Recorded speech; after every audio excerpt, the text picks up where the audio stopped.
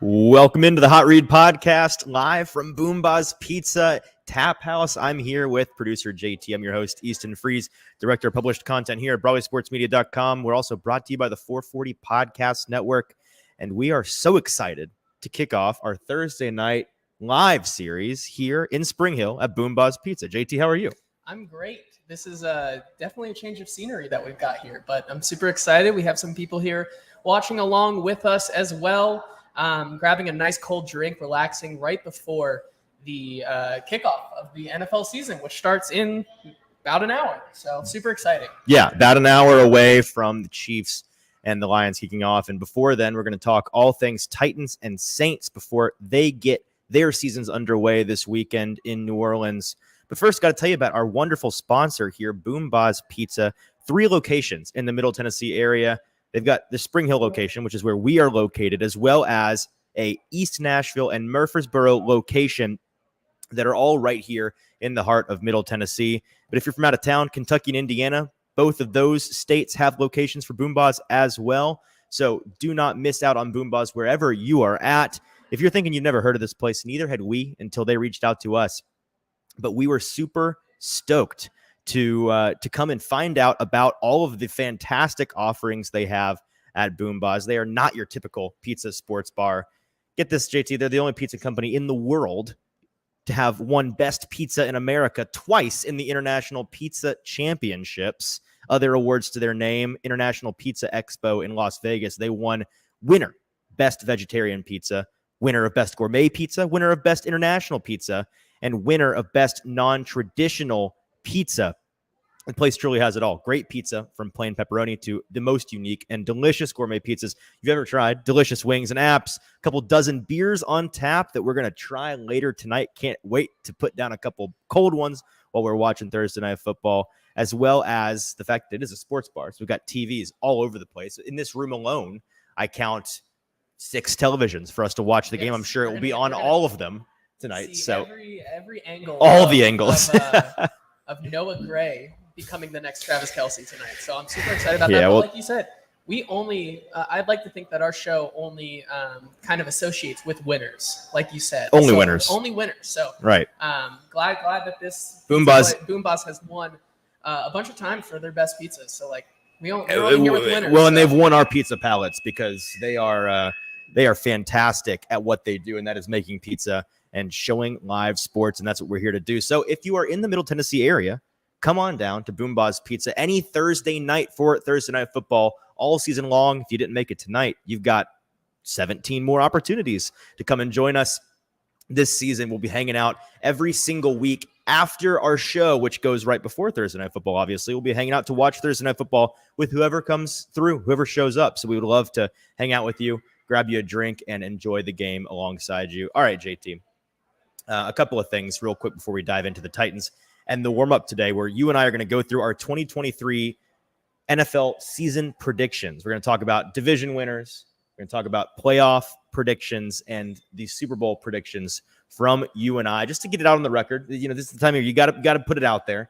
You're almost certainly going to be wrong on a lot of things, but the fun of it is just to see if your lottery ticket cashes and to see how well we can predict what these teams are going to do this season. Before that, if you're not subscribed to Broadway Sports Media on YouTube, please go over and do that. Would help us a lot. Would love to build up that following on Broadway Sports Media's YouTube page. And if you're not watching this live stream on the Broadway Sports Media YouTube page, head on over to the YouTube live stream that we have on Broadway Sports Media's page of this show and join the comments over there like our buddy Pretty Boy Lipschitz and Juke Summit have already done. Appreciate you guys being with us today. All right, JT, all that fluff out of the way. Let's get into the warm-up. And today's warm-up is our 2023 NFL predictions. Would you like to start us off? I want you to run down your 7 playoff teams from each conference. And I will do the same, and then we'll talk about the playoffs. How about that? Yeah, for sure. So we can get into this. So I did this morning, and oh boy. Like, I feel like we probably say this every single year, right? It's tough. But, like, this is the year now where I feel like there's so much parity in the NFL and just everybody's going to be so close and then it's going to end up being totally wrong. But truly, I was like, there's a lot of good teams out there this season. Like, super excited to watch some football, especially tonight, between a Lions team that like also has some very high aspirations. this season. So it was hard for me to kind of pick the teams, but I'll start off with the NFC. Okay. Here. Let's hear it. NFC, and then let's do that. I mean, everybody can agree the NFC is the weaker conference. Yes. It's probably a tad easier to pick. I know in the AFC, in the NFC, I didn't feel like I left out any two deserving teams that I really want to see them in the playoffs. In the AFC, I left out at least 3 or 4 that I think absolutely are probably going to prove me wrong and somehow get into the playoffs. But no matter how you slice it this year, there are going to be at least 3 teams that could definitely finish in DVOA, top 5 on offense and defense, that are just not going to make the playoffs. And it's going to be very frustrating for those fan bases, but it's the way that it works. The AFC is just so stacked. So yeah, give me your NFC rundown. Yeah. So my NFC rundown right here. So first overall seed, even though on the Hot Read podcast Take Purge, I had them not making the playoffs. I've come full circle because of, once again, that was during the Take Purge. There's a Take Purge, a totally different situation. You don't situation. believe that unless you're right, in which case you can go back and point to you said it. Exactly. Right. We love to double standards so you never lose is the idea. Exactly. So I have the Eagles being the first overall seed in the NFC with a 12-5 record. Maybe not as exciting as they were last season, but 5 losses this season. Well, when you're that perfect, you mean just naturally you're due for aggression. That offense, almost certainly not going to be as dynamic. Their defense, for sure, I have more questions about this year than last, but I think it's not all that uncommon for folks to think the Eagles are still the best team in the NFC. Yeah, so they're my number 1 seed here. And then number 2, I have the Seattle Seahawks going just 10-7. You know I'm big on the Seahawks this year, so I'm with you. Yeah, I have them in the 2 spot. I really like them to win the division this year. In my 3 spot, I have the Detroit Lions. Coming out of the Restore NFC the roar, baby. Yes, as that is now apparently the catchphrase. You never heard that? No, well, it's because the Lions fans have been trying to restore the roar for so long. They've quit. They've given up on restoring the roar. But that goes back. We are finally restoring the roar in the Big D. We might see it tonight, like Travis Kelce out. I would not. I hope so. Let's do it tonight. I'm in. So we'll see, but I have them as my 3, and then of course someone has to win the NFC South this season, and someone does. The Atlanta Falcons winning, just scraping by the Saints with a record of 9-8. I'm a little bit higher on Desmond Ridder than I think a lot of other people might be. He definitely is the Falcons quarterback that they believe in right now. And with Bijan Robinson, the operative word, Drake London, Kyle Pitts, I think they have some dynamic weapons. So I'm going to go with them as my 4, and then we get to the wild card teams where, I'm kind of tiptoeing the line of my Take Purge, but I'm still going to put 2 more NFC East teams in on the wild card. Okay. Here. I have 3 of 4. I'd say that qualifies. 4 of 4's never been done. Yes. So I have the Cowboys and Giants both making it at 10-7. I think those teams are also pretty even as we get some thumbs up from the crowd here. I think that's a good take. Thank you for the positive affirmation there in my takes. And then finally, I think there is some merit to what you said in your take, that I don't think the 49ers are the end-all, be-all this season. And I have them just barely getting into the playoffs at 9-8. I'm not sold on Brock Purdy this season, but yeah, so that's my 7 right there.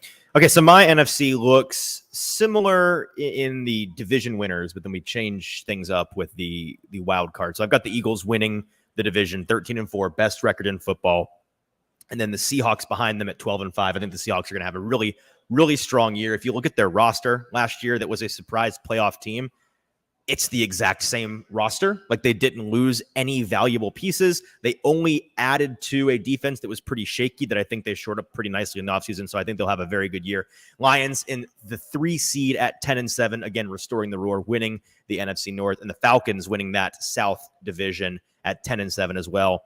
My wild cards, I think the Cowboys are the rare 2 wins above 4th place wild card team where you're like, why are they a wild? Oh, it's right, because in their division was just so stacked that they got the wild card spot, and 2 teams with worse records than them managed to get in and get a home game in the playoffs. They do not, because they're in a division with the Eagles. So I've got them at 12-5, just losing that division.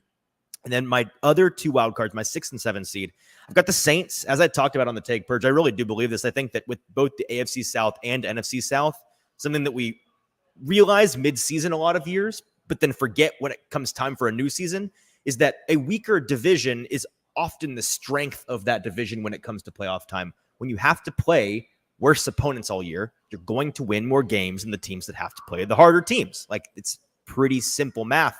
And because of that, I think that there's going to be 2 playoff teams from the NFC South. I think the Saints get in at 9-8. Again, the weaker of the two conferences rather. So I think 9 wins puts you in contention to get into the playoffs in the NFC. 9-8, the Saints get in, and then the Giants at 9-8 also sneak in. I've got the 49ers missing out on the playoffs at 9-8, losing tiebreakers, along with the Packers. I have just on the outside looking in, and the Vikings at 8-9 regress. No more magic for them and their EPA. Just every single game, somehow every close game going their way, it's going to regress this year.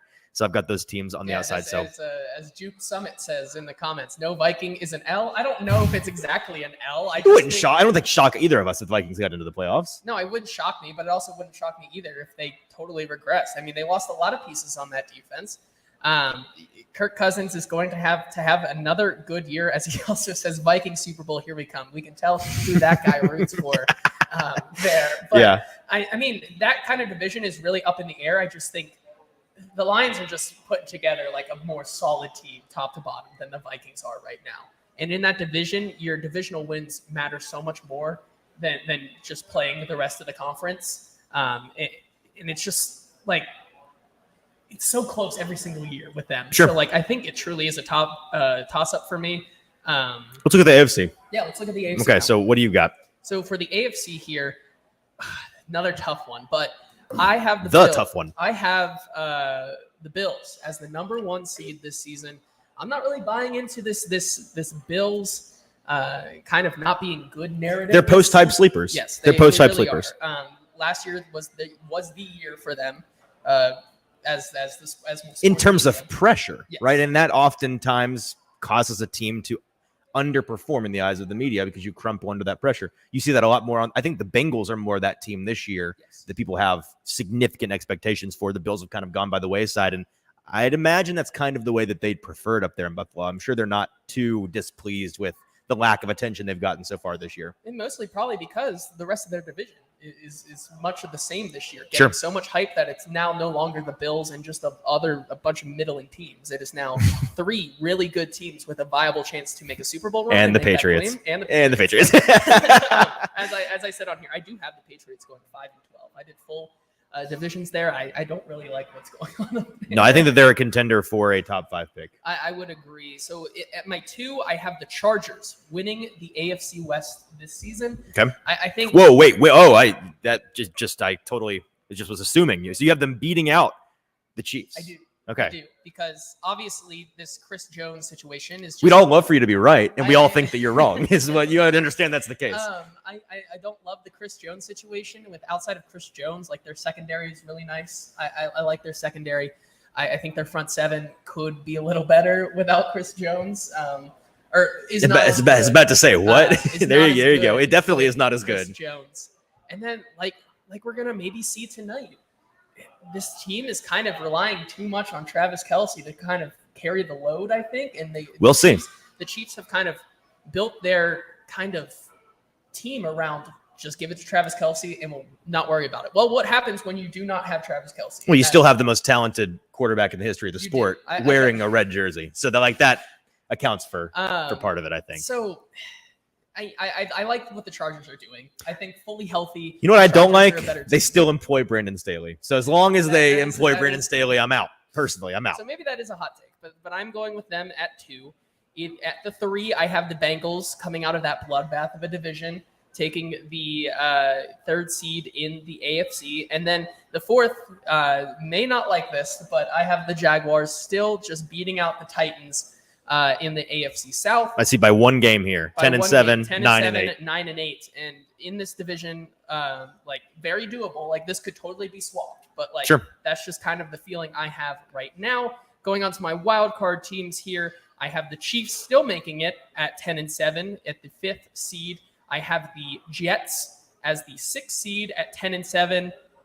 And then I have the Steelers as the last seed. The Titans. I do not currently have the Titans making the playoffs, mostly because I think there are total villain of the show now. Total villain. But there's so many teams that are going to be 9-8, 10-7. It's going to be based on head-to-head matchups for these tiebreakers. Sure. And I think it's just the way it falls. is for right now. Like if they do not win the division, I don't see a path to the playoffs for them because it is so stacked. But we'll see. Yeah. All right. I'll give my AFC, and we'll speed it up here because we are spending half the show on the warm up. So I've got the Bills winning the conference as well. Echo a lot of the things that you said. I think that this is their year to be a post-hype sleeper. I think that at the end of last year, a lot of things happened to them. People forget, like, they had to go play in Detroit twice and trudge through a snowstorm that like decimated their city. And then they had a teammate who they thought literally died in front of them on the field. They had a canceled game. And then all of this, like, there was a lot that happened to them emotionally, mentally at the end of last season that I think is unlikely to happen again. And is something that probably took much more a toll on that team. In that playoff loss to the Bengals, they looked like they were kind of throwing these kind of zombies out there. They looked like they were ready to be done with the season. So I've got them at 12-5 winning division, edging out the Chiefs, the 2 seed at 12-5. I think that is going to continue to be the case. They'll be at the top of the AFC until further notice. Would love to be wrong. The Bengals, the 3 seed, winning that division at 11-6. Then I've got the Titans winning the AFC South at 10-7, your 4 seed. So I've got the Dolphins as your 5 seed at 11-5. I got a lot of belief in the Dolphins if, and this if is the Spider-Man meme holding back the bus, like very big if Tua Tagovailoa can stay healthy, if he can avoid, I think one concussion this year may knock him out of the season, may knock him out of football entirely. So a big if there. But if he stays healthy, I love what they're doing. Mike McDaniel down there has decided that America is based on hot, nasty, bad speed. Like we love the speed. It's all about the speed. And that is what they're going to do on offense and on defense. I love their team speed all around. I think they're easily the fastest team in the league. Then I've got the Jaguars at the 6 seed. Again, I think both of the top teams in both AFC and NFC South divisions make the playoffs because of the weakness of their schedule. So I've got the Jaguars at 10-7, tying with the Titans in record, the Titans winning the tiebreaker there. And then the Steelers at 10-7, getting that 7 seed, which leaves out the Jets and the Chargers both at 10-7, and the Ravens at 9-8, all 3 of which I would not be surprised even a little bit to see replaced in here somewhere. I think all 10 of these teams are bona fide playoff contenders this season, so it wouldn't shock me at all. Let's look briefly at the playoffs, JT. Let's just run down what you have the playoffs looking like. Yeah, so I can just run it. Let's run it down real quick. We can talk about the Super Bowl primarily. Yeah, we don't have to go matchup by matchup, but coming out of the NFC Championship game, I do have the Eagles facing the Seattle Seahawks. Okay. And the Eagles making it to back-to-back Super Bowls here, trying to claim that title that they did not get last year. Mm-hmm. And then out of the AFC, I have the Bengals playing I believe the Bengals and the Bills doing another rematch in which I have the Bengals once again winning, which puts me at a Bengals-Eagles Super Bowl. And who wins? The Bengals. No, of course the Bengals fan thinks the Bengals are winning the Super Bowl. Okay. To be fair, though. You know who I don't have winning the Super Bowl? Who do you not the have? Titans. Oh, okay.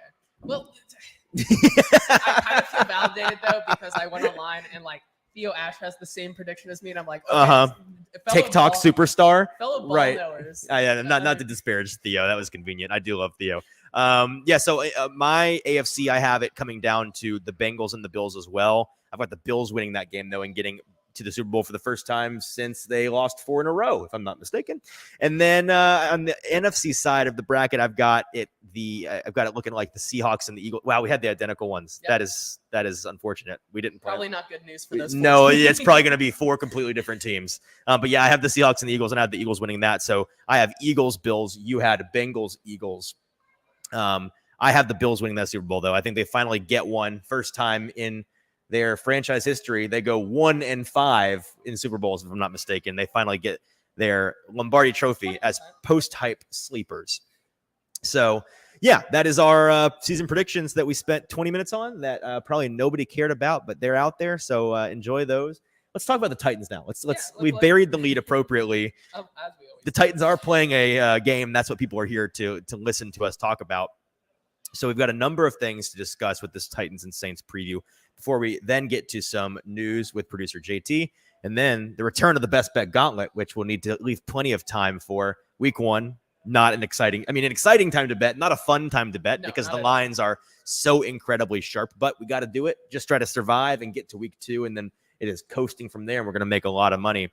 Let's talk Titans Saints, though. Some stats and info, JT, that I want to run by the people. I've just got kind of a pot pie of information here that I just want to discuss. Stop me at any time if you find something interesting that you would like to discuss further.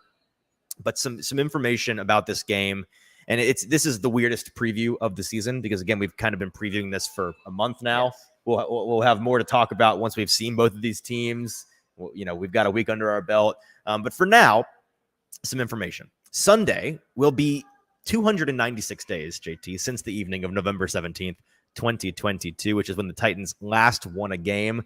That was the evening of the booze cruise for former Titans offensive coordinator Todd Downing, who after the Titans won in very exciting. I mean, I remember that game vividly. They played the Packers on Thursday Night Football, and they win handily. And they come back, and then their entire season falls apart from that moment. We kind of pinpointed that at the end of last year as the last good thing all year that happened to the Titans. And so they're looking to get back on the horse. Almost 300 days is a long time to go without winning a football game. Some history for the Titans is being made this year. They have 24 new players on their 2023 roster, which is the most roster turnover the team has ever had since becoming the Titans. They've got 11 veteran free agents they added to the roster, 6 draft pick rookies that all made the 53-man roster, 5 undrafted free agent rookies that made the cut, 1 player via trade, your kicker Nick Folk, and 1 player via waivers, who they added from the Bears. Kendall Vildor is one of your new DBs. So it's a really brand new team. I mean, 24 new players on a 53-man roster, the biggest roster turnover in 24 years that the Titans have been in Nashville. And so when people talk about how they are expecting the team to do this or expecting the team to do that, and they phrase it in terms of, well, based on, like they reference the history of this team, and it's like, this team, all they do is run the ball. This team, they don't have any tempo to their game. This team, this or that. I get it, and I understand that point of view, but truly this year, above all other years, we do not know what this team's going to look like. And so that's what makes Sunday really, really exciting. Some Derek Carr and Ryan Tannehill information. Derek Carr is 1-2 against Mike Vrabel's Titans, or excuse me, 0-2 against Mike Vrabel's Titans. Misread that. So has not had a lot of success against them. Ryan Tannehill and Derek Carr are the 5th and 6th most tenured active NFL quarterbacks in the league, with 143 and 142 career starts apiece, behind only Andy Dalton, Russell Wilson, Matt Stafford, and of course, Aaron Rodgers. So it's battle of the old men in NFL terms in this game. Derek Carr's, this is probably the most interesting stat that I pulled here. Derek Carr's 4 worst seasons as a pro so far in his career have been the 4 seasons during which he was under a new offensive coordinator, installing a brand new offense, operating a new offense for the first time. And that's according to every efficiency metric that you can think of. CPOE, EPA, they all dictate that his 4 worst years pretty clearly, like it's not really all that close, are when he's having to adjust to a new circumstance. And obviously a new team brings new teammates, plus a new offense, plus a new offensive coordinator, plus a new head coach. So there's a lot that's changed. And I think the Titans drawing the Saints when they did, certainly advantageous. You see new quarterbacks with new teams in the recent past. Tom Brady and the Buccaneers go on to win the Super Bowl, but they start their season, I believe, 7-7 by their Week 14 bye, and then win out the rest of the year. Like they started really, really rough. You look at, I would say Russ and the Broncos, but it never got better. You look at the Colts and their literal revolving door of quarterbacks. The past, 6-7 years now in a row, they've had a new, I think 7 years now. This will be the 7th year. They've had a new starting quarterback on the first day of the season.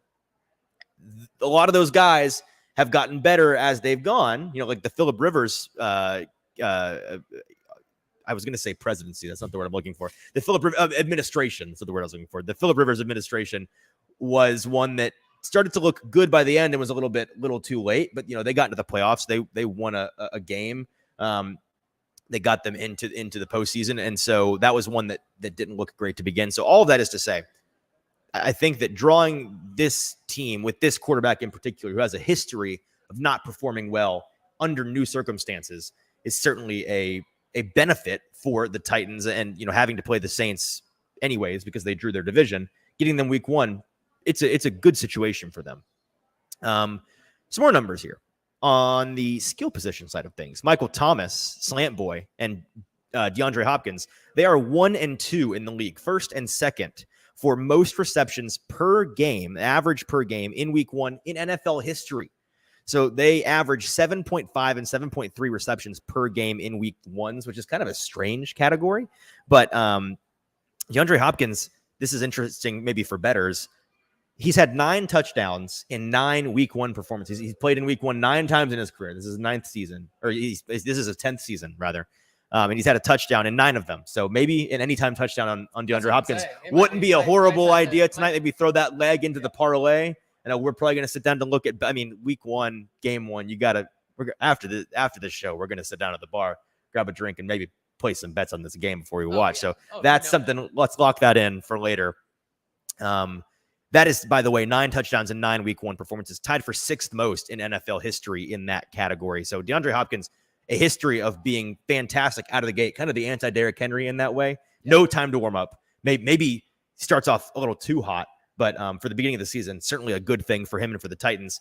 Derrick Henry, speaking of him, he is 2 touchdowns away from becoming the 7th player in NFL history to amass 8,000 yards and 80 touchdowns in their career, which is a fantastic feat. And just another one of those stats that you hear, and there's countless stats like this for Derrick Henry, and you think, yeah, this guy's probably already a Hall of Famer. Like it feels like if you're the 6th or 5th or 4th or 7th guy in history to do this, that, or the other of important statistical categories, maybe you're one of the best and you deserve to be enshrined in Canton. A couple more, actually just one more stat for you before we talk about the game and some matchups to look at. There are 11 rookies on this active roster, which we've talked about before. But I wanted to kind of pose the question, how many of them get playing time in this game? Because the Titans' record for rookies to play in their first NFL game is 9 in one season. My question is, will all 11 even be active in this game? Almost certainly not with some of these UDFAs they've got on the team. You know, Caleb Murphy, if it weren't for an abdominal injury to Harold Landry this week, I would imagine he was going to be inactive. Now, maybe he gets activated because of that. You've got some other guys, you know, Colton Dowell is kind of, I'd say probably because he's their 5th receiver right now, as long as you don't have Kyle Phillips in the fold and healthy, but he's another guy that may be a candidate to be active one week and not active the next. We'll have to see, but I'd be kind of surprised if that record is broken this week. All right, let's talk matchups, JT. And this is where I'd like to have a discussion with you and hear your opinions on these things. I've split it up between 3 categories: matchups of strength, matchups of weakness for the Titans, that is, and then some matchups that are really the pivotal, most important matchups that are probably going to decide the game or may very well decide the game. So let's start with the matchups of strength for the Titans in this game. The first one is Chris Olave and Christian Fulton. Now, this is maybe a controversial one. Some might say you would prefer Olave over Fulton. At the very least, I'd say it's a pivotal matchup. Maybe it belongs in the pivotal matchup more, but I'm going to argue that it is a matchup of strength for the Titans. While I think Olave may very well be the most talented at this point in their career skill position player on the field wearing either jersey on Sunday, I do think, based on the camp that we've seen, and this is me going the complete opposite of what I said in the Take Purge, based on what we've seen in camp, it wouldn't shock me at all, at least now while he's still healthy. You know, he's game 1. We know he's healthy. Christian Fulton, the way he's played Treylon Burks, the way he's played DeAndre Hopkins in camp, it wouldn't shock me at all if he forces Chris Olave into a pretty quiet week. Now, an important contingency here: the Titans don't travel their cornerbacks. So, like, he'll not be facing Olave exclusively all game. And so Olave versus Roger McCreary, that matchup, very concerning. Olave has got some length that McCreary does not have. He's certainly, I think, just a better athlete in general than McCreary is. That's a matchup that, if I'm the Saints, I'm wanting to exploit as much as possible. And so then you'll almost certainly see a matchup between Christian Fulton and Michael Thomas, which, again, as long as Michael Thomas may be the biggest question mark in this game. He's been absent for 10,000 days now. What was the last time he played significant football? I mean, he played some last season for like 10 seconds and then got hurt again. But the last time he played a full season, I think Drew Brees was still around. I'm pretty sure, like 2021. Yeah. Sure. definitely going to be more of a target. I think if you see Michael Thomas make an impact in this game, it's going to be in the red zone because he's always been a huge red zone threat. Big body target makes sense. You can throw it up. Great hands. He might produce tomorrow. So yeah, let's talk about him more in a second. Another matchup of strength. Simmons and Tart, the Titans' big uglies up front on defense, going up against this weak New Orleans interior. Their interior offensive line is not the strongest. It's certainly it's hard in comparison talking about another offensive line's interior being weak because the Titans' offensive line is also weak. But like I think it's weakness on weakness here, maybe offensive line to offensive line. But Titans' D line versus Saints O line, certainly strength on weakness. Maybe the largest strength on weakness in the entire game, which, to be fair, is going to be the case in at least 15 of the 17 games the Titans played this year. I think we're going to be a broken record on Thursday. It's talking about how the Titans' defensive line has an advantage over the offensive line that they're facing. That being said, I do think that this interior can be exploited by those two, and to a lesser extent, they're not going to be on the edge as often. But when they go up against the tackles for this Saints team, Trevor Penning is a second-year player who had a pretty up and down rookie season. He was serviceable on the whole, but there were moments for him that were really ugly. And off the field, he's quickly gained a reputation for being a bit of a hothead. So wouldn't shock me at all. I mean, I know the elite trash talkers on the defensive side of the ball are Tier Tart and Jeffrey Simmons. They're going to be trying to get in his head all day long. Wouldn't shock me at all if you could bet on a Trevor Penning personal foul at some point in this game. I would lay the money on that bet. So I think that's going to be a big deal. And then the last matchup of strength here, I think Mike Vrabel going up against Dennis Allen, the head coaches, is something that it's easy to forget. But Dennis Allen, as a head coach, has a losing record by a significant amount. This is his second stint, I believe, as a head coach now with not with New Orleans, but his time now is his second time as a head coach in the league. And where would you rank him amongst the head coaches in the league? I don't have any. I like him as a defensive coordinator. I think he's a good defensive mind who puts together good defenses. That's what he's done a lot of his career. But as a head coach, I think that the gap is kind of the Grand Canyon between him and Mike Vrabel. I would agree. I would say Mike Vrabel's probably in that upper echelon, maybe top 5 conversation right now. But Dennis Allen is probably somewhere between 20 and 32. Yeah, bottom like 10. Doesn't do anything flashy. Like you're running like. It feels like Dennis Allen for head coaches nowadays is like stuck in the old ways. It's like, I feel like Dennis Allen. Too much of an old head. Dennis Allen is like the embodiment of the meme where it says the future is now, old man. And I feel like that's exactly what Dennis Allen is. So yeah, I mean, I would give the nod to Vrabel every single day. The matchup of weakness that I came up with, and like, to be fair, I only came up with one. If you can think of another on the fly, let me know. But the one that I think is the most obvious and certainly the biggest weakness for the Titans is that Cam Jordan, Chris Hubbard matchup. We don't know for sure that Cam Jordan is going to be primarily going on that right side of the offensive line going up against Titans' current right tackle, Chris Hubbard. But I'm here to tell you he is. Like he's going to be exploiting that all day long. The Saints know that is the weakness of the Titans' offensive line. They know that is the least continuous portion of the offensive line. Very much I mean, this is all new for the offensive line for the Titans, but the newest piece to a new room and the oldest piece to a new room and the worst piece to an old room. A trifecta you never want to complete. Cam Jordan, also old, but he is a timeless. I mean, don't fool yourself into thinking this guy does not still have the juice. Still has the juice. Don't know how he does it, but he does have the juice. And that's going to be something where if he comes away with a similar to the Titans face off against the Arizona Cardinals in week 1 2 years ago when Taylor Lewan allowed 6 sacks. Wouldn't shock me if you had another like 4 or 5 sack performance, all responsibility accredited to Chris Hubbard on that left side, or on that right side rather. Yeah, they're gonna have to scheme around it. Like there's no patching the hole. It's scheme around it. I mean, that's why I think we'll honestly, like when it is 3rd and long, we might see some 12 personnel, like 2 tight ends on the outside of each.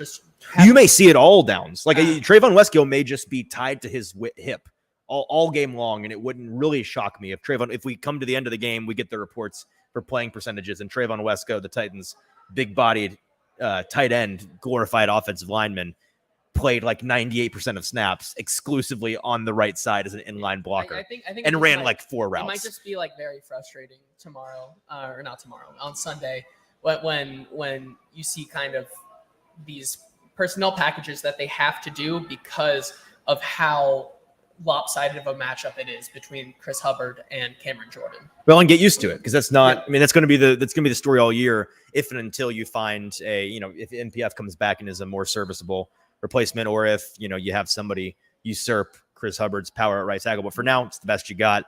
Now let's talk about the pivotal matchups, and I've got 3 written down here that I want to talk about, maybe most in depth. DeAndre Hopkins and Treylon Burks going up against Marshawn Lattimore is a big one. And there's been a lot of talk about, in particular, Marshawn Lattimore and DeAndre Hopkins. They have a bit of a history. They've played each other a number of times. There have been a lot of pictures, I think, from a lot of Saints fans and accounts online this week about this, kind of scuffle, kind of fight that DeAndre and Marshawn got into in the past. And a lot of talk about how Marshawn, he loves playing DeAndre. He owns DeAndre. I went and looked today. DeAndre Hopkins has never not had 100 yards going up against Marshawn Lattimore. So I don't know what that is about. He owns Marshawn Lattimore. The last 2 times, I think he's had in the realm of 8 receptions for 103 and 110 yards, and the dude is going to be just fine, I think. I'd imagine, unless he's truly lost a step. But again, I don't know for sure. We don't know for sure this year if the Saints are going to have their cornerbacks travel. I'd imagine he's going to be facing off against Hopkins some, and assuming he's playing, which we are, Treylon Burks some. Now, I think people are maybe over their skis a little bit about, Treylon Burks. He came back. He's healthy. He came back early. He's going to play. I'd pump the brakes. Playing and how much you play are 2 very different things. Yes. And so it wouldn't shock me at all if the Titans play him 16 snaps in this game and he gets 4 targets and 2 receptions for 23 yards. Like that would not shock me at all. Not because he's not any good, and that some folks may take it and run like, oh, look at the Titans wide receiver 1, Treylon Burks. He had a they're going to slow play him back. They want him for the duration of the season. And with DeAndre Hopkins to kind of fill that void, I don't expect them to, because again, we saw Treylon at practice the last 2 weeks. JT, I never once, when I was out there, saw him running anywhere really close to full speed. He's just kind of taking it easy. He's easing himself back in. Now, obviously, that's more with an LCL injury, I'd imagine, to avoid re-aggravating it than it is active pain management. I did ask him if it's a pain management thing at this point or if he's re-aggravating it. And he just gave me a, I'm sorry, I can't answer you response. Ask my coach, which is directly from the Mike Vrabel School of Injury Reporting. Yes. But I'd imagine at this point, based on what, I'm not seeing him grimace. I'm not seeing him limp around.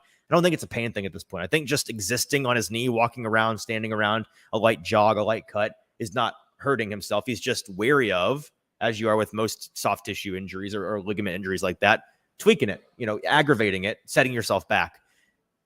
Going full speed for the first time in the game, and I'm not saying it will be his first time. We don't get to see all of practice. Maybe he's out there every day after warmups. Maybe he just takes warmups slower. Maybe that's the case. We don't know. They don't let us see the full practice. But if he is really going full speed all out for the first time on Sunday, that's kind of concerning. And so I wouldn't hold your breath, Titans fans, to see a huge Treylon game week 1. There'll be plenty more football to play for him. The other side of the ball, receivers for this other side of the ball, and I said we'd come back to him. Michael Thomas versus the Titans secondary is one that I could see being a problem if we get that week 1 Michael Thomas that historically he has been. Obviously, you're gonna have Olave, keeping occupied the Titans' best cornerbacks and demanding the most attention out there. But if Slant God is still Slant God, Slant Boy, I suppose, if he is still this guy that can tear you up piece by piece, kind of slice and dice you the way that he and Drew Brees became famous for doing, that's something that, if they choose, especially to exploit him as a big slot, use him against the Titans safeties in nickel and dime looks, use him against, God forbid, the Titans linebackers that have some things going for them, but team speed is not one of them. I'd be concerned that Michael Thomas may, as the second best receiver on that team right now, in my opinion, in the opinion of most, he may just end up with 120 yards in the game, twice as many receptions, twice as much production as Chris Olave. And it's because, kind of like that Evan Ingram effect last year when the Titans played the Jaguars, you can just exploit the middle of the field against the Titans in the past. Again, I'm rambling here because I'm struggling to give the Titans secondary upgrades this season enough credit, because again, we don't know quite what it's going to look like. Yeah, and I would say that to that point, like it's not like they won't be coming unprepared, because Sean Murphy Bunting has played against this team. Plenty of practice. Like he did last season. Right.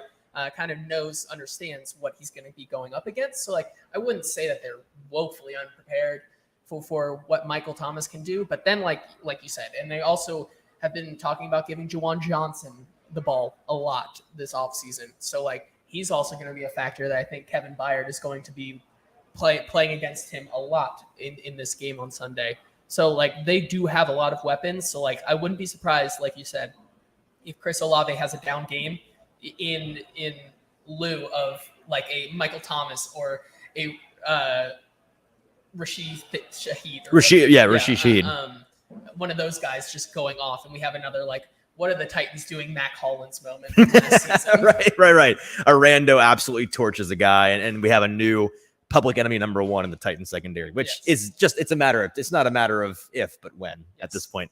Let's move on to what matters and what doesn't, JT. And I wanted to talk about this at some length because it's always worth reminding folks week one is a different beast than the rest of the season. And what you can, I think, fairly and unfairly take away from any week one performance, but from the Titans in particular, we'll talk about, is something that bears repeating.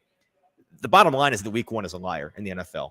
I could sit here for the next hour rattling off the top of my head examples of crazy outcomes from week one that by the end of the season, you look back on it and you're like, oh yeah, that team did beat that team.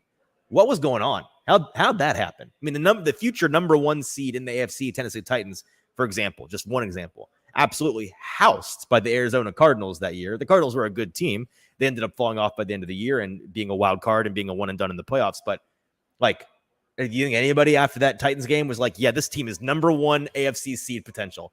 Absolutely not. Another example that I think of is a couple years ago when I think the Bills were either the 1 or the 2 seed in the AFC. Remember, they get absolutely trounced by the Steelers at home in a year where they were supposed to be picking it up. Finally, Josh Allen's supremacy shut down.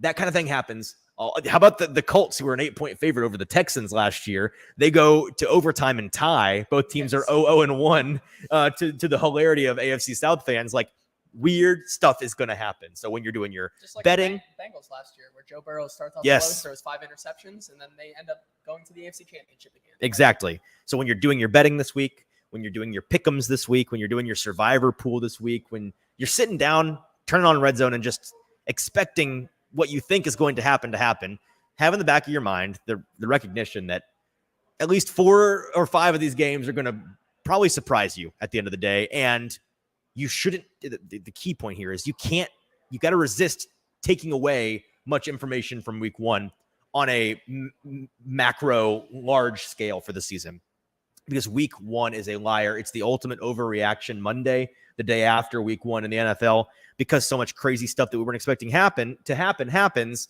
And teams that we thought would be good are bad, and teams that we thought are going to be bad are good. And almost certainly, no. It turns out, get a couple games under the belt. Let everybody get their sea legs. The bad teams are usually bad, and the good teams are usually good. There are some exceptions. The Seahawks last year. Sometimes you are good in week one, and you just are good, and people were downplaying you for no reason. But there are some things on a more individual micro scale that I think are worth talking about, worth looking at for what we can take away from this Titans team in week one. The number one thing for me is an offensive line baseline. Now, again, I don't want to judge this offensive line what it's going to be all year based on week one. I don't think any offensive line should be judged that way. Offensive lines, just in general, typically take a couple weeks to find their zen, to find their rhythm, their connection with one another, and get ahead of steam. The Titans in particular have had offensive lines in the past that are that way. And this particular offensive line in particular is, again, it's 5 new guys based on their position. Aaron Brewer being the only holdover, and he's playing a new position. You got a rookie who's probably your best offensive lineman playing a new position to him. You got a player that was drafted a couple years ago as a first-round tackle that is playing tackle again as a starter for the first time in a while. You've got Andrew Brunskill playing a guard position on a new team. And you've got Chris Hubbard, who's 32 and is playing a tackle position on a new team that he joined 3-4 weeks ago. So there's a ton of room for improvement for this team, however good or bad they look. But I do think a baseline for where they are and what the season is going to look like for them is important. And in particular, what I wanted to mention, JT, is we've been talking about, and I feel like we've been mentioning this not as much as we should. This offensive line, the Titans have very clearly been intentionally building it to be more pass pro focused than their offensive lines in the past. Their MO under Mike Vrabel and John Robinson had been for years, we're going to bring in the best run blockers because that's what we do. We're a ground and pound team. We have Derrick Henry. We have the best running back in the game. We're going to be the best running team that we can possibly be. We'll teach the guys pass protection. Clearly, they weren't very good at teaching pass protection. And I think most people that have worked in football would tell you that it's actually typically easier to improve a guy's run protection or a run blocking rather on the fly to teach that than it is to teach pass protection. And I'm not an offensive line expert, but I feel like pass protection is more just based on innate skills, God-given traits. And like one of those things, you probably have it or you don't. With run blocking, you're trying to move a guy against his will backwards. That's a matter of technique more. And again, maybe I'm speaking out of the side of my mouth, offensive line experts out there rolling their eyes until they can see their brains. But that kind of feels like it's the case. Either way, I know for a fact, run blocking is more easily teachable, according to most experts, than pass blocking is. And because of that, the Titans, I think, have kind of changed their mentality to, we'll bring in the pass protectors. We'll teach them how to run block. We've done run blocking here in Tennessee very well for a long time. We've got a very good running back that can make these guys look good, even if they're not the best run blockers in the world. We'll figure that part out. Let's get the pass protectors in there. Let's protect our 30-plus-year-old quarterback in Ryan Tannehill, who last year we proved we desperately need to stay clean and on the field, or else our team's not going anywhere. And we'll move forward in that way. That's one of those things that has lent itself to people that have been saying this new offense, they're going to be passing more. It's not going to be that same old team that like they're still going to run the ball. Derrick Henry's still going to be an element to this game for this team, but they're going to be passing maybe much closer to 50-50 than in the past, where it's been kind of 65-35, if we're being honest. So that's something that I think is important. What does the pass protection look like as a baseline, since they're supposed to be better pass protectors? And then what does the run blocking look baseline based on the preseason games? And I'm curious what you think. I'm inclined to say we may come away very pleasantly surprised from Sunday's performance on the pass protection front. And run blocking, they may make the Titans running backs look pretty bad. I mean, that, and also the fact that Derrick Henry just historically starts very slow in the first and second game of the season. As good as he can make you look in December, he might make you look that bad in September, just because of how slow he sometimes gets up to speed. And it's just like, I could see that because the Saints, like, to their credit, last year were a top 2 defense in a lot of metrics last year. Like, this is a very good group of guys that they have. So, like, I would not be surprised if we saw that. I also would not be shocked if we just see the same old Titans. Like, this is a very young group, like, gelling-wise. Like, yes. They are not really put together yet, and that's only going to come with time of actually playing regular season games. I agree. One more thing that I want to talk about before we get on to the news and the best bet gauntlet is general tenets of Tim Kelly's new offense. And I'll just fly through a couple of these things. I think there are some general themes to the offense that we will be able to pick up on in week 1. Positionless ball is something we've been hearing all summer long. What does that look like? Do they employ guys like Tyjae Spears and Chigakonkwo in non-traditional situations, in non-traditional alignments, in different positions than their primary role? And how do they do that? How often do they do that? When they do that, is it because they're trying to throw off the defense, or is it because they're trying to get the ball into the hands of that player? Personnel groupings. We know that this team's unofficial depth chart continues to be released in 12 personnel, as it has been for years now. That's not shocking, I think, unless you look at how many tight ends they have on the team, but we've addressed that. Not shocking that this team's going to be more heavy personnel, going to be 12 personnel, mixing in some 11, mixing in some 22, mixing in some 21 on occasion, but primarily one running back on the field with 2 tight ends flanking the offensive line. Is that similar, the percentages, once we get those advanced stats next week, is that going to be similar to what we've seen in the past for the Titans, or are they more heavy one way or the other? Something that we should be paying attention to, and you can probably notice in real time. Maybe there is 11 personnel, kind of harder to come by last year, and some of that was because they didn't have a lot of receivers to put out there. Yes. But Do we see more 11 personnel? I think that if this is a team that's going to be passing more, as they've kind of promised or kind of alluded to, we will. And so that's something to look for. Tempo, something they've talked about a lot. These players and coaches all summer have unprompted willingly offered up this idea that this new offense, it's got some pace to it. I'm excited about the tempo we're going to be able to employ in the game. This team, for a couple years in a row now, has been near or at the bottom of the league in pace of play, in average pace of play, in average drive length, in average snap to snap time length. Like all of these timing metrics, they have been slow for years. Do they get closer to average? Do they become dramatically faster? Do they employ actual tempo, as we know it, going tempo in a game, going no huddle in a game more often than just a 2 or a 4 minute drill? Something to pay attention to. Then the last thing, how is the passing game deployed? Right. And this is kind of along those lines of personnel groupings, but is it going to be primarily 2 wide receiver sets, even though they're throwing the ball a lot, which means you get a lot of passing to Tyjae Spears and Derrick Henry out of the backfield. You get a lot of passing to Chigakonkwo out of the tight end position? Or are they going more 11 personnel, more 21 personnel, more 10 personnel on occasion? Maybe. Right now without Kyle Phillips, I'd say that's very unlikely that they do much of that at all. But how is that deployed? Is there more or less play action? Because Tim Kelly comes from an offensive school of thought that is not traditionally play action heavy, which I think has gone under the radar for a lot of Titans fans this year. This is a team that has, and a quarterback for a team that has thrived off of play action for as long as Ryan Tannehill has been here, and really from before that with Marcus Mariota. Do we see less of that? And if so, does that have an active detriment? Is that an active detriment to the team? I know our buddy Zach Lyons over at Stacking the Inbox and a Football Show last year was constantly tracking play action efficiency stats on and off, with play action, without play action for the Titans. And they were consistently much better with play action.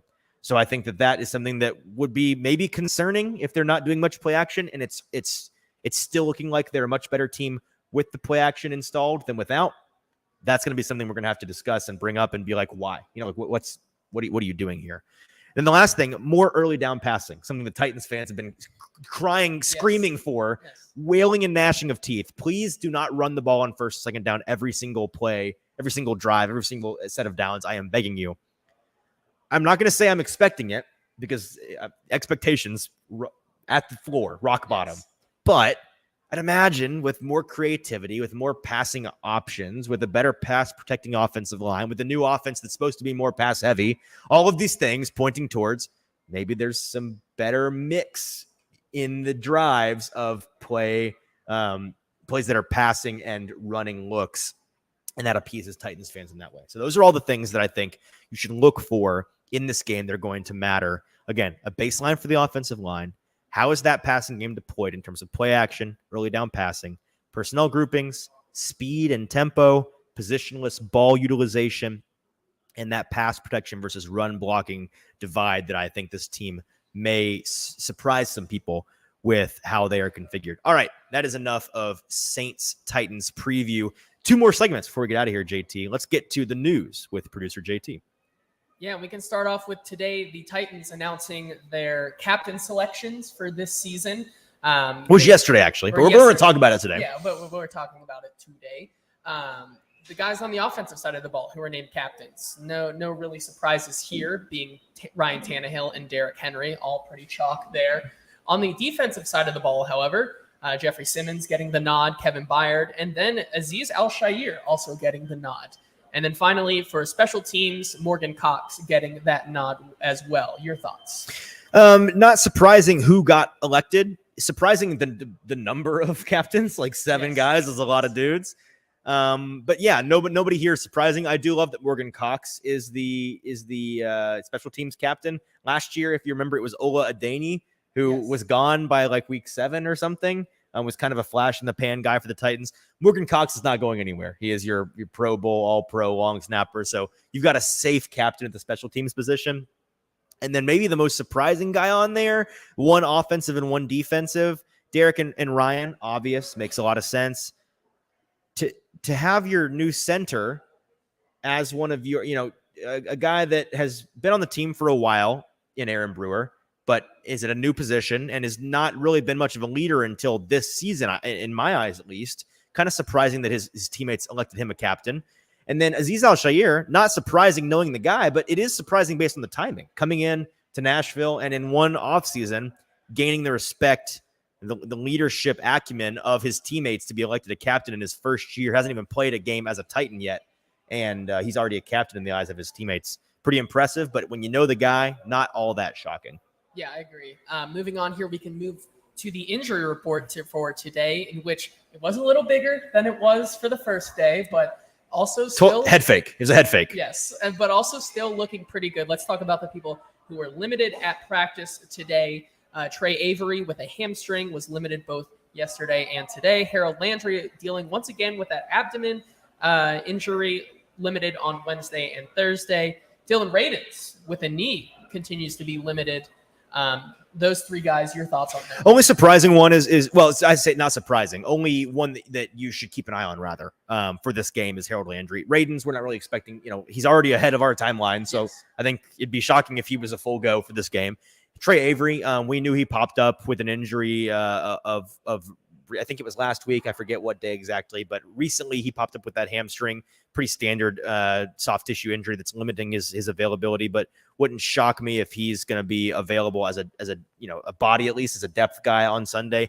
Harold Landry, not expecting him on this list for an abdomen. You're expecting him on this list for a knee. Yes. His ACL, according to his coaches, again today at practice, they think he is fully and has maybe for a while now been beyond this ACL injury that's not holding him back at all. He just has a separate injury, an ab injury. I don't know if he's got a tummy ache or if he did too many crunches or whatever it is. So that's one that is the biggest impact for the Titans in this game, whether or not he plays, and if so, how much. I don't think we were expecting a ton from him out of the gate anyways because of his knee, but that this may even further limit his snaps in New Orleans. We move on to the guys who have been full this entire time, both Wednesday and Thursday. Treylon Burks with that knee continues to be a full participant at practice, although we talked about don't be surprised if he still does not go. He'll play. Just don't be surprised if he doesn't play a lot, I think, as well. I would be surprised, to be clear, if he's not active. I would be surprised by that, but I would not be surprised if he ends up with like 12 snaps. And then Arden Key with that calf is full on both Wednesday and Thursday, looking more and more like he is good to go. And then Will Levis with a quad coming back from that preseason kind of situation. He is a full participation. Which is a vague way of put it, kind of situation, but that's about all we know about it. So it truly was a kind of situation, but he's fine now. And then finally, DeAndre Hopkins and Trayvon Wesco were limited today just for a rest. I know they gave a lot of people a heart attack when they saw DeAndre Hopkins pop up on the injury report, but yeah, just a rest day for a veteran. They were limited in participation. So nothing really all that noteworthy besides Harold Landry being the biggest note on that Titans list. And they got really accustomed to playing without him and making do last year anyway. So if he can't play in this game, I think they're going to be all right. Yeah, we can talk a little bit about the New Orleans Saints on this side. Nothing too crazy on here. Just one guy I want to talk about. Okay. Yeah. Traquan Smith, one of their wide receivers, did not practice on Wednesday and Thursday. Doesn't look like he maybe will be able to go, but we will see tomorrow. Kendre Miller, their running back behind Jamal Williams for this game, did not practice Wednesday and Thursday. And this is the one, right? Because Jamal Williams, we know last year had his best year as a NFL player, best career season. And he was a touchdown goblin in fantasy. Yes. 17 touchdowns, led the league comfortably. But he's really a between the tackles, bruising back, goal line style runner. He's not really a between the 20s runner.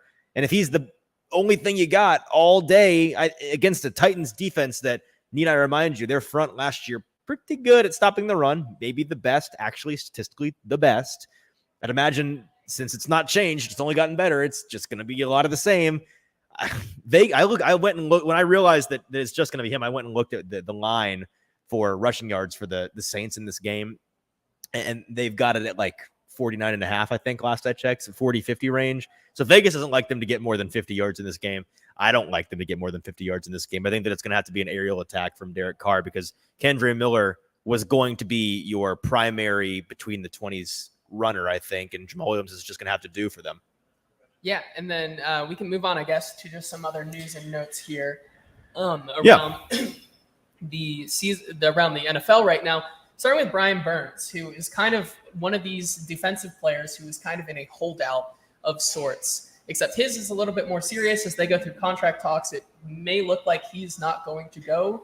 And this is a random one to bring up, but I wanted to bring it up for 1 point and 1 point only. He did it in a weird way, and I love the way he did it. This new, it's not a trend because he's the first one that I'm aware of that's done it, but I think it's going to become a trend of guys doing week 1 holdouts where you come to camp, I'm here and I want to play for this team. I'm excited. And then week 1, I'm not going to practice anymore. I told y'all I need a new contract. I haven't gotten a new contract. Let's get a new contract. That puts the team to the iron, man. That really it is a gutsy way of doing things. It's a more difficult physically way of doing things because you have to be at training camp, obviously. And then it's a very expensive way of doing things because you're potentially missing out on game checks, which is much more expensive than missing out on checks from training camp. So the penalty is higher, but I think it forces your team's hand better. And I'll be not surprised, but interested to see how this pans out for him and for Carolina. I have a feeling they're going to make it happen for him. We saw last year, this is a player that was apparently getting offers for a trade for multiple firsts and multiple second round picks. I don't know if he'd go for that now, but one team in Titans fans won't like this. If he is available for trade, one team that absolutely should be interested is the Jacksonville Jaguars. I mean, adding him to their pass rush would make a big difference for their defense and would change the calculus, I think, for them and for this division. So I don't think that's going to happen. But if I was the Jaguars, I'd be willing to cough up a pretty penny for a Brian Burns to add to my pretty weak defensive front. I would, and then we can move on here to Nick Bosa, a guy that got paid. The guy who did get paid. And when I say paid, I mean he got paid. He signed a 5-year, $170 million contract extension. My one question is where did the 49ers just keep getting this money from? Well, if I need to remind you, they don't have to pay a quarterback anything. So like that's I think people forget. They also did get Teron Armstead and George Kittle to cough back up some money and restructure their contract to get him push some money down the road. But still, it all comes due eventually. So it does. But these 49ers for the foreseeable future are pushing for the playoffs. And then finally, like we said, Travis Kelce not going tonight for Thursday. Everyone knows this at this point. If you're under a rock, he's not playing tonight, so adjust accordingly. As well with that, Chris Jones also not playing still because, like he said, as soon as I get paid, I will play. But they have not paid him yet. So. It looks like he's going to be watching the game from a suite in Arrowhead Stadium tonight, and just watching them, I guess, hang the Super Bowl banner. And that's it. That's all he's going to be doing tonight. Missing a heart and soul guy on the offense and the defense for your opener against a pretty good Lions team, by my estimation, makes for, I think, an interesting situation. You may see the Chiefs go 0-1 to start the season. We'll see in a matter of minutes at this point, but I think it's going to make for a really exciting game. All right, that is producer JT with the news. And now, before we kick off the NFL season in just about 25 minutes in Arrowhead in Kansas City, we've got to get through our best bet gauntlet. JT, we did this all last year. Had a remarkable winning record on a sample size of over 220 bets. We managed to go 59%, which, ask any professional bettor, that's quit your job territory. We're not going to quit our job because, sometimes you're hot, sometimes you're cold. Maybe if we do it a couple years in a row, maybe then we'll just make this a gambling podcast and quit our jobs and become professional touts. But until then, we're going to continue to try to stay hot, continue to try to make money this season. If you are not familiar with the Best Bet Gauntlet, it is a competition between JT and I. We go back and forth each week drafting 5 teams each, 5 sides each. We're betting sides only, no totals, no parlays, no teasers, no round robins, no props. We're doing just sides in this competition until we get to the playoffs. Then we'll add in some more fun, but sides only to make it as hard as possible, make it as relevant to the people as possible. So in total, we're picking 10 games back and forth and competing head-to-head each week, 5 games each by the end of this season, regular season, that is, whoever has we did the full season, didn't we? No. Yes. For the competition? Yes. Okay, so just kidding. All season long, we are competing head-to-head in that Best Bet Gauntlet. And some of the rules we need to establish for folks that want to bet along with us, because, again, we made a lot of money last year. You should join us. Join the party. We post these bets on a graphic on our social media accounts at Hot Read Pod on Twitter, Instagram, and TikTok on Sunday. So we don't lock these. We're locking them in, but not locking them in until Sunday. The only reason we're going to change what we say today and what we go with on Sunday is if a quarterback could get, some massive injury news happens between now and then, and it changes the math in the game. So typically what we say on Thursday is what we're going with. We are this season adding in a new rule because line movement in finding the best of the line during the week is so important in betting. We're going to be allowed, both of us as a show, to lock in lines from earlier in the week on Tuesday and Wednesday, not before the end of the week. So after Monday Night Football, that's when we can start looking at lines. And if we like a line, you'll have to follow us on social media to get in on the action. We'll throw it out early if we think it's going to be a line that moves. For example, a line that I threw out this week, the Kansas City line. As soon as we heard about Travis Kelce's injury, that line jumped from 6.5 to 5.5, and I expected it to continue to go down. It did. We grabbed it at 5.5, locked it in on Tuesday, I believe. And the show now, whichever of us decides to draft the Chiefs is going to, or the Chiefs or the Lions is going to have that number available to them. So if you want to join us in betting the best of the number, follow us on social media at JT_Ruhnke and at Easton Freeze to get those lines during the week. And then beyond that, I think that's pretty much it. Can't duplicate. Obviously, we've got to have 5 different sides. On occasion, we'll go head to head in the game, and somebody will be wrong and somebody will be right. But without further ado, JT, as the loser of last year's best bet gauntlet, I did in fact beat him. You are afforded the first pick in the best bet gauntlet draft. What would you like to go with, sir? This one seems pretty easy to me. I'm going to take the best line I think out there right now, in my opinion. Okay. Taking the Tennessee Titans +3. Fitting on a Tennessee Titans show. As they go down to New Orleans. Look, Mike Vrabel is just insane against the spread. 23-15-1 against the spread as an underdog, which is good for 61%. And then 22-9-1 against the spread as a dog of 3 or more, which is good for 71%. And then as well, 14-6-1 against the spread as a road dog of 3 or more, which is also 71%, covering by almost 5 points a game. Having a winning record as an underdog just outright is kind of funny in its own right. Like when he's supposed to not win, he wins more than he loses. So that's pretty good for betting, I think. Taking him as a dog, not a bad idea. And especially with this line basically being a pick-em, just with the +3 for the home field advantage really baked in here. This is really a pick-em, and I'm thinking the Titans are going to win this game, so that's why I'm taking that line. Yeah, I agree. I do. I want to, super betting nerd, want to correct you one quick thing. And you know this because we talked about this, but I hate on shows that talk about betting tangentially, how they talk about, 3 is the home field advantage, so really it's a pick 'em. It's not, actually. It used to be the case, and that's how books used to estimate it.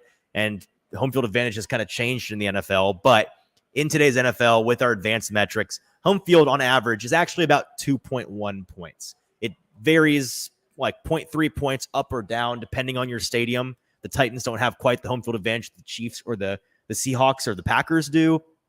But they've got a better home field advantage than the Chargers do, for example. So it's about 2.1, but you're right. It is essentially a pick 'em. It's less than a 1-point game when you factor in that 2.1 point home field advantage. My first pick, JT, and folks know we make money on this show by going with the ugly dogs. And we've got a couple ugly dogs in week 1 here. My first pick is going to be one of the ugly dogs, a team that most people are expecting to be one of, if not the worst team in the NFL this season. The Tampa Bay Buccaneers and Baker Mayfield. They are playing the Minnesota Vikings this week, and they are +6. I'm taking Tampa Bay +6. Some justification for you here, because I know this is a hold your nose moment, and you need the numbers to feel good about this. The number is simply too high. So I don't think that Tampa Bay is a live dog here. I don't expect them to win this game. I do expect them to cover this game, and here's a couple of the reasons why. Brian Flores, the Vikings' new defensive coordinator, historically a heavy blitzer.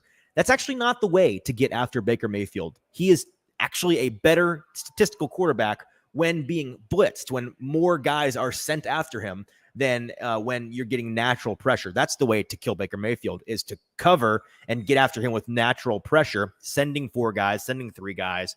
That's when he becomes a worse quarterback. So he's got a better touchdown to interception ratio when he's blitzed.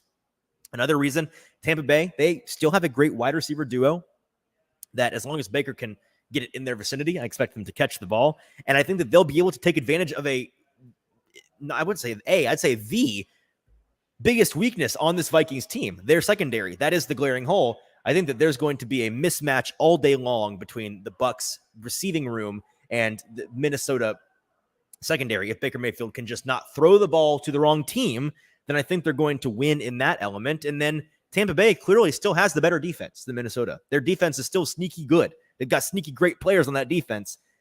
I don't think that Minnesota's going to have a cakewalk offensively in that game. They'll be on the field more, and so maybe they'll be more gassed by the end of the game, but the defense is simply better.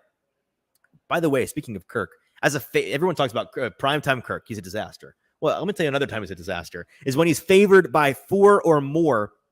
When Kirk is a favorite of more than 4 points, he's 11, 18, and 1 all time, 38%.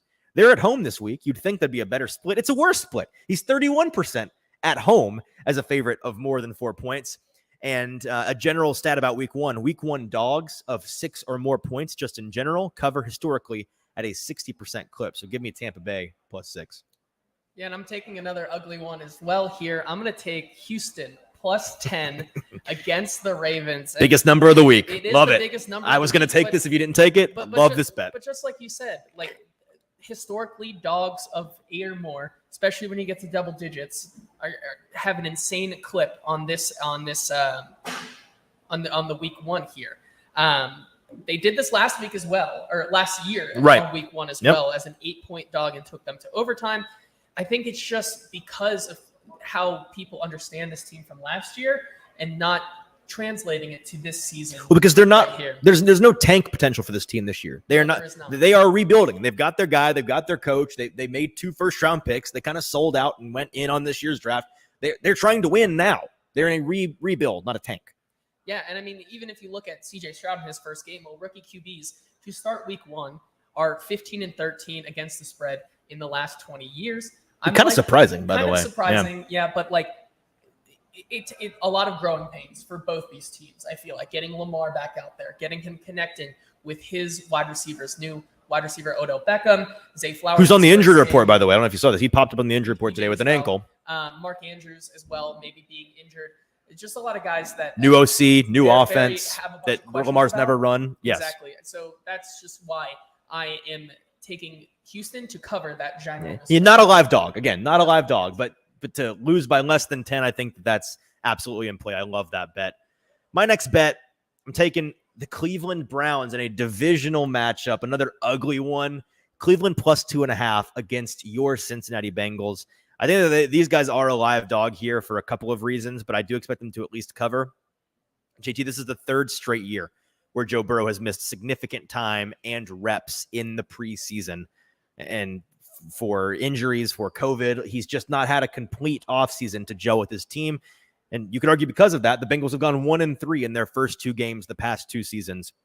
Starting slow, you know who they've lost to in that 4-game stretch, the first 2 games of the last 2 seasons? They've lost 3 games in their first 4, or in their first 4 total games. They lost to Mitch Trubisky, Andy Dalton, and Cooper Rush. So it doesn't take a juggernaut to beat this team early as of late. And so you hope and pray it gets to 3. Again, +2.5. I'm taking it at +2.5. I am spending a second mortgage on it if it gets to 3 or 3.5. Wouldn't shock me. I know that the Bengals are a very public side. I think the last I checked on the Action Network app, they are a 71% handle right now. So as the public walks right into this trap of picking Cincinnati in this game to win and cover, I think that number could go up to 3, and you slam that 3. But I'll take them at 2.5. Give me Cleveland +2.5.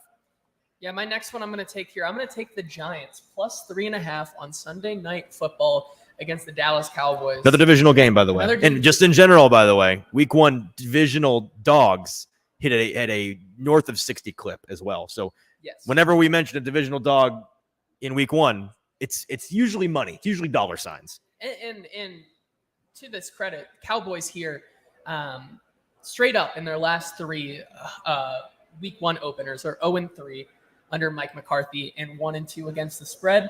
They start slow. There's a lot of new pieces on this team. Mike McCarthy's calling plays now. It's not Kellen Moore. I like Brian Dable in this squad here to make some noise and come out swinging. And definitely at +3.5, I think this game is closer than that. It ends in a field goal either way. That's why I like the Giants plus 3.5. I like it. Hey, you got 13 minutes to place my next bet because I'm going with the Motor City Kitties. Give me Detroit plus 5.5. This is one of those lines we locked up earlier in the week. Right now, the live line is at 4. I'd still take it at 4. I don't love it at 4. I'd take it down to 3.5. I think they're going to win, or I think they're going to cover at least a field goal. I think that they are a live dog in this game. Absolutely, the Lions can win this game. But at 5.5, I loved that number. Once we heard I loved it at 6.5, actually. If I could have gotten 6.5, but the Travis Kelce news kept us from getting that. But give me Detroit plus 5.5. It's really, we've mentioned all of it, right? No Travis Kelce in this game. The only is it going to be a massive Kadarius Toney night? Is he going to be healthy for more than 3 snaps? We'll have to see. Is it going to be a Noah Gray night, the tight end that's going to be replacing Kelce? Is it going to be a Sky Moore night? Like, it's a lot of unknown for this team. And yeah, they have the best quarterback we've ever seen play the game wearing their jerseys. So maybe he just makes magic and still torches this team. Would it shock anybody? Not really. That being said, I am going to bet against him being able to be as incredible without his primary target getter and his BFF, Travis Kelce. Chris Jones, that defense, this Lions team, that offense, they love to run the ball. They've got a great offensive line. The Chiefs team without Chris Jones on their defensive line, not a great defensive line. Very run on a bowl. I think that this may be a ground and pound fest for the Lions rather, and that's kind of all they need. So yeah, give all day long. Give me Detroit plus 5.5. My next one here, I'm going to take the Falcons playing the Carolina Panthers. Dirty Birds. They're right now minus 3.5. First favorite we've mentioned so far. First favorite we've mentioned, which is kind of a switch from last year. I remember I was taking a lot of week 1. You got to go dogs though. Favorites. Week 1 you got to go dogs. So I've learned a little bit here, but listen, this Carolina Panthers team, especially with this rookie quarterback, the situation they have right now, Adam Thielen might not go. DJ Chark might not go. Their really only viable option might be Miles Sanders this week. And also that offensive line might just counteract how bad Atlanta's run defense has been in the past. I like Bijan Robinson to absolutely tear up this Carolina Panthers team, especially if Brian Burns is not there this week. I think they win by a touchdown this week, especially in Bryce Young's first game. A lot of things can go wrong for this team very quickly. So that's why I'm taking Atlanta with minus 3.5. I like that bet. My fourth bet, I'm going with Pittsburgh plus 2, another dog. Pittsburgh in week 1 is just always a tasty bet. I feel like they tend to be a dog. They tend to be a lot more buttoned up early, have it together. That Mike Tomlin culture, it makes a lot of sense. They are playing the San Francisco 49ers. They are at home, so they're a home dog in week 1. Very nice cover rate. There's a lot to like about this game. San Francisco getting Nick Bosa back puts a little bit of a wrench in the plan, but I think that Pittsburgh is a live dog to win this game outright. That's why I'm betting them at plus 2. I think that Kenny Pickett is going to make a pretty significant leap from year 1 to year 2. I think their offensive line has gotten better.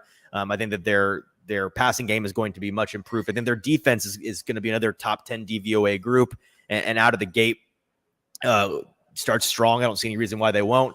I think it's really less my belief in Pittsburgh, although I do believe in Pittsburgh, and more my disbelief in San Francisco. I think Brock Purdy, defensive coordinators have had an entire summer planning on, you think the defensive coordinator in Pittsburgh has not been spending the last 5 months planning every single day on how to ruin Brock Purdy's life as an inexperienced quarterback? I think that he has, and I think that he will, and I think that this first game won't go nearly as smoothly as many are expecting it to for the 49ers. So give me Pittsburgh plus 2. My final pick here, I am taking the Green Bay Packers at plus 1 in what is almost basically a pick'em game here. Man. So the Packers still own the city of Chicago, what you're saying. They might, man. It's just this team obviously has its struggles, right? I think this is a line telling of we don't know what Jordan Love is. We don't know what this division is, to be fair. I think this division is all a jumbled mess. We don't know what Justin Fields is. Like, we still don't Neither know guy. if No, he you're totally can right. pass the ball. Well, if what we know about him is what he is, that's very concerning, right? We think we don't know because we're expecting him to take a big leap. But if Justin Fields is just running back Justin Fields, then you got a problem on your hands if you're Chicago. I still really like the Green Bay defense. I like the weapons they have. Obviously, if Christian Watson isn't out there, that's puts a little hindrance in there. But it's going to be a close game, close enough that in this pick, I think he'll play. I'm leaning the Packers. No, I like it. I think that's an outright pick. I think Green Bay winning that game is they're a live dog as well. I'd throw them in a underdog parlay. My final pick of this week's best bet gauntlet. This is the one I have the hardest time stomaching because I I believe it. The numbers are sound, but it's concerning to me. My heart says no. My brain says yes. I'm taking the Ponies. Give me Indianapolis +5 against Jacksonville. This is just a classic AFC South Week 1 game, right? The team that's supposed to be the worst in the division somehow upsets the team that's supposed to be the division favorite, be the best team in the division. We see it practically every year. Not sure how it happens, but I think this is too big a number. I've been talking about how I have no faith in the spine of this Jacksonville defense. I think that their pass rush is weak. I think their secondary, especially up the middle, up that spine, the linebackers and the safeties, really exploitable. And I think that this Colts team is going to be able to, if Anthony Richardson has any accuracy to him at all, exploit that more as a passer early on. He's not going to torch him, but I think he'll look better than people expect in that first game because that defense is exploitable. And I just don't think that the Jacksonville offense, as high-powered as it could possibly be, it is new. It's going to take some time to gel. It wouldn't shock me at all. And by the way, they can be run on. They were run on all last year, their defensive line. Their defensive line got worse.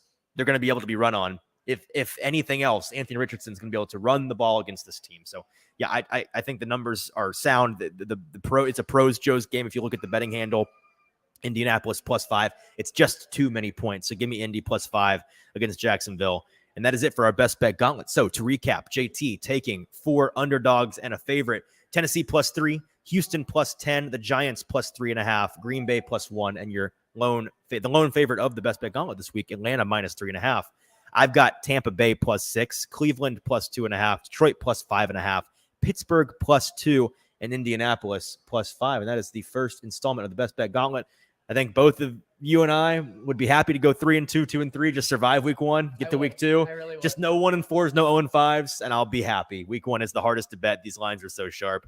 That is our show today. We went long. We started late. It's about to be kickoff, but that's why we built in a cushion. We are 6 minutes clear of the start of the NFL season. So we won't keep you guys much longer. You can tune on over to Amazon, right? We're still on Amazon for Thursday. NBC tonight. Okay, so they pick it up. So NBC tonight, Amazon will get Thursday nights going forward. But the Chiefs and the Lions kicking off here in about 5 minutes. That's going to be it from the Hot Read podcast here live at Boombozz Pizza. Again, we are here live every Thursday night. Come see us, come watch the show, or just come after the show. Come hang and watch Thursday Night Football on all of these fantastic big screen televisions that we're about to enjoy this game on. We'd love for you to come hang out. We'll grab you a drink. We'd love to talk ball with you.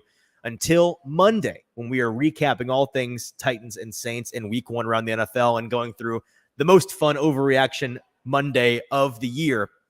I'm your host, Easton Freeze, for producer JT. This has been the Hot Read Podcast. We'll talk to you next weekend. Enjoy the NFL being back.